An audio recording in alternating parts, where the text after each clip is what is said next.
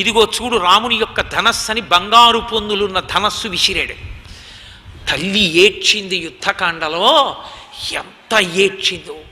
దీర్ఘాయుష్మంతుడి అన్నారు రామా, ఏ నీ యొక్క శరీరాన్ని కౌగిలించుకుని పడుకున్నానో ఆ శరీరాన్ని మృగాలు పీక్కు తింటుంటాయి. నీ తల ఇక్కడ పడిపోయింది.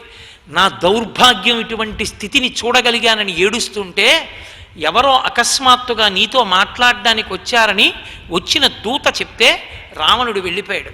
రావణుడు వెళ్ళగానే ఆ శిరస్సు ధనస్సు అంతర్ధానమయ్యాయి. సరమ వచ్చి చెప్పింది. సరమ మహాధర్మాత్మురాలు. ఆమె వచ్చి చెప్పింది, అమ్మా ఊరడిల్లు, ఇది రావణుని మాయ. నీవు అలా వశురాలివవుతావని ప్రణాళిక రచించి రాముడి తల తెచ్చాడు. నమ్మకమ్మా, అది మాయా శిరస్సు. అందుకే వాడు వెళ్ళిపోగానే అదృశ్యం అయిపోయింది. నేను ఇప్పుడే వెళ్ళి కనుక్కొస్తాను, చూసొస్తానని వెళ్ళి చూసొచ్చి రాముడు సైన్యంతో విడిది చేసి ఉన్నాడు. యుద్ధం ప్రారంభం కాబోతోంది. నిర్భయంగా ఇక నుంచి నువ్వు సూర్యోపాసన చెయ్యి, సూర్య భగవానుడు రక్షిస్తాడని చెప్పింది. మండలాకారంగా గుర్రములను తిప్పుతూ ఆకాశంలో తిరుగుతూ ఉంటాడు, ఆయన కాపాడతాడు. ఆయన ఉపాసన చెయ్యమని చెప్పింది. సరమ మాటల చేత సీతమ్మ ఉపశాంతి పొందింది. లేకపోతే అసలు రామాయణం ఏమైపోను. అలాగే ఇంకొక సందర్భంలో ఇంద్రజిత్తు నాగాస్త్రముల చేత బంధించాడు రామలక్ష్మణుల్ని. రాముడు యుద్ధం చేయలేక ధనస్సు పక్కన పారేసి నేల మీద పడిపోయాడు. పడిపోతే ఈ వేలి చివర్ల దగ్గర నుంచి, ఈ వేలి చివరి నుంచి మధ్యలో ఆయన శరీరం అంతట్లో అంగుళం వ్యవధానం లేకుండా కొట్టాడు బాణాలు. ఒళ్ళంతా బాణ పంజరమే. రామలక్ష్మణులు ఇద్దరినీ కొట్టేస్తే పూచిన మోదుగ చెట్టులా నెత్తురు ఓడిపోతూ పడిపోయారు. వెళ్ళి చెప్పాడు మేఘనాథుడు, మేఘములలో ఉంటాడు, కనపడకుండా యుద్ధం చేసే వానర సైన్యాన్ని అంతటినీ పడగొట్టేశాడు. ఇంటికి వెళ్ళి తండ్రికి చెప్పాడు, నాన్న రామలక్ష్మణులు పడిపోయారు, నువ్వు బెంగ పెట్టుకోకన్నాడు. విజయవార్త ప్రకటించండి, చాటింపు వేయించండి అని. మరణించిన రాముణ్ణి చూస్తే సీత నాకు వశురాలవుతుంది, భర్తకి తెలుస్తుందన్న భయం ఇంకా లేదుగా అన్నాడు. అది వాడి రాక్షసత్వం. ఆమె పాతివ్రత్యాన్ని తెలుసుకోలేకపోయాడు. పుష్పక విమానం ఎక్కించి యుద్ధభూమికి తీసుకెళ్ళండి అన్నాడు. త్రిజట ఆవిడ్ని పుష్పక విమానం ఎక్కించి పైకి తీసుకెళ్ళింది. రాక్షసత్వం అన్న మాటకి పరాకాష్ట కిందకి దింపలేదు, పైనే ఉంది. చూసింది సీతమ్మ, కింద పడిపోయి ఉన్నారు రామలక్ష్మణులు.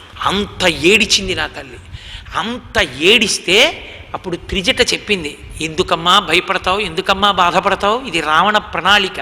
నేను నిజం చెప్పనా, నిజంగా యుద్ధంలో అవతలి పక్షానికి నాయకత్వం వహిస్తున్న రామలక్ష్మణులు శరీరం విడిచిపెడితే వీరులు చుట్టూ అలా నిలబడరు.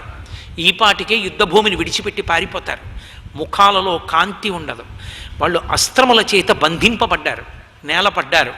మళ్ళీ తొందరలోనే వినిర్ముక్తులవుతారు, తేజోవంతులవుతారు. బెంగ పెట్టుకోకు. నీకు ఇంకొక ప్రబల సాక్ష్యం చెప్పనా, నిజంగా రామచంద్రమూర్తి శరీరాన్ని విడిచిపెట్టేసి ఉంటే అటువంటి స్త్రీని పుష్పక విమానం ఎక్కించుకోదు, పుష్పకం పైకి లేవదు.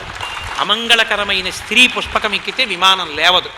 కాబట్టమ్మా ఇదంతు విమానం పుష్పకం.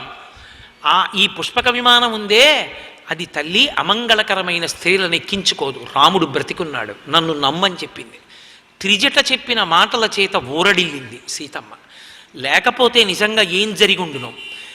అటువైపు నుంచి ఇటువైపుకి పని జరగట్లేదని ఇంద్రజిత్తుతో మాయాసీతని సృష్టించి తీసుకెళ్ళాడు. ఆ పైన విమానంలో తీసుకెళ్ళి కింద రాముడు, లక్ష్మణుడు, హనుమ అందరూ చూస్తుండగా, ఈ సీత కోసమే కదా నువ్వు ఇంతమంది రాక్షస వీరుల్ని చంపావు, ఈ సీత మాకు దక్కనప్పుడు నీకు దక్కకూడదని అందరూ చూస్తుండగా సీతమ్మ తల్లి యొక్క కంఠాన్ని నరికాడు. నిజమైన సీతమ్మ కాదు, మాయా సీత. నరికితే రామచంద్రమూర్తి అంతటి వాడు మోసపోయాడు, మూర్ఛపోయాడు నేల మీద. లక్ష్మణస్వామి పడిపోయారు. ఆశ్చర్యం, హనుమ కూడా నమ్మారు. విభీషణుడు వచ్చి చెప్పాడు, పచ్చి అబద్ధం, రామా నిన్ను వంచడానికి మాయాసీతని సృష్టించాడు. సీతమ్మని రావణుడు చంపడం అంటే సముద్రం ఇంకిపోవడంతో సమానం, నమ్మకన్నాడు.